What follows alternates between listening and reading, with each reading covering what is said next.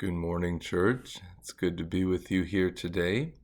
And today we are going to talk about the case of the prophet Balaam, who at the start seems like he's a real prophet of God and just doing what God directs him to do.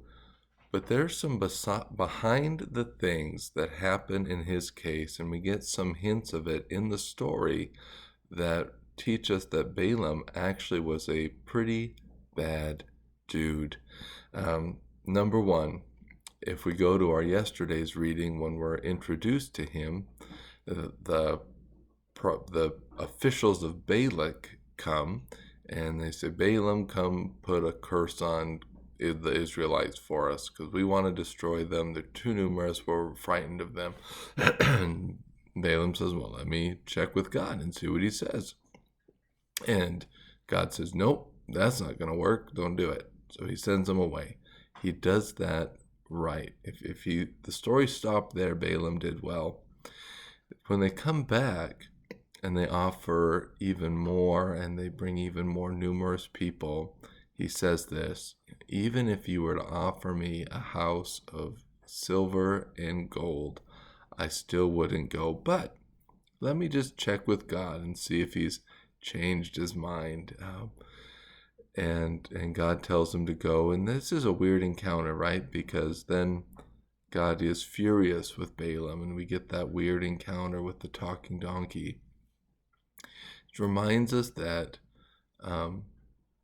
unless God reveals a different situation, his first answer sticks, usually.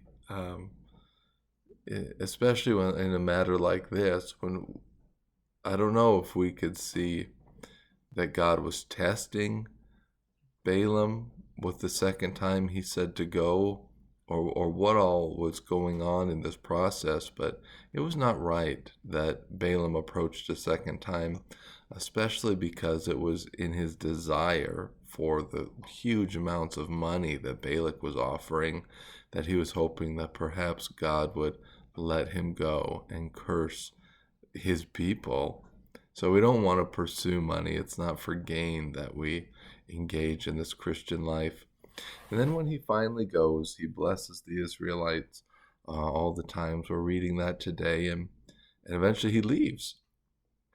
But then we have this weird event in the 25th chapter of Numbers when there's the Baal worship at Peor, and it causes this plague to come upon the people, and Moses has to instruct some of the leaders to kill some of the men, and a plague kills 24,000, and it's this horrible event as Israel seemingly out of nowhere plunges themselves into idolatry. What has happened? Well, the New Testament gives us some hints. We are told that, especially in Revelation 2:14, that it was Balaam who taught Balak to entice the Israelites to sin so that they ate food sacrificed to idols and committed sexual immorality. It's referenced in 2 Peter 2:15 that it's people like Balaam who love the wages of wickedness, and in Jude 1:11 that like selling one's soul for financial gain is to be like Balaam.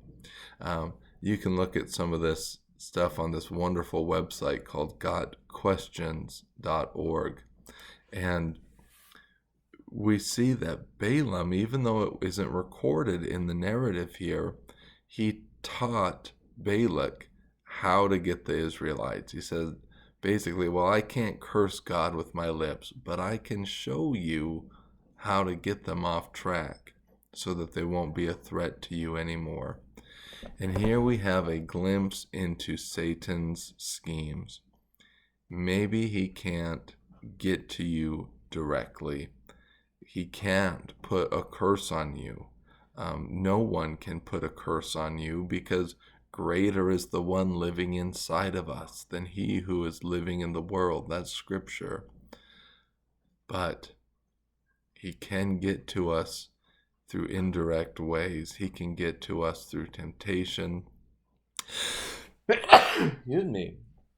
He can get to us in temptation, through causing us to get sidelined from the mission, taking us off track.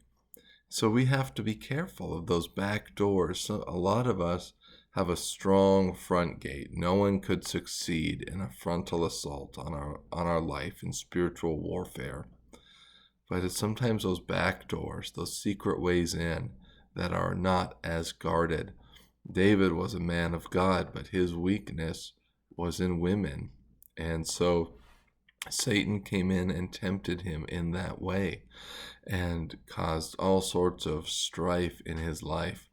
Later, we see he was getting prideful, and he is tempted to take the census just to see how many people he really had.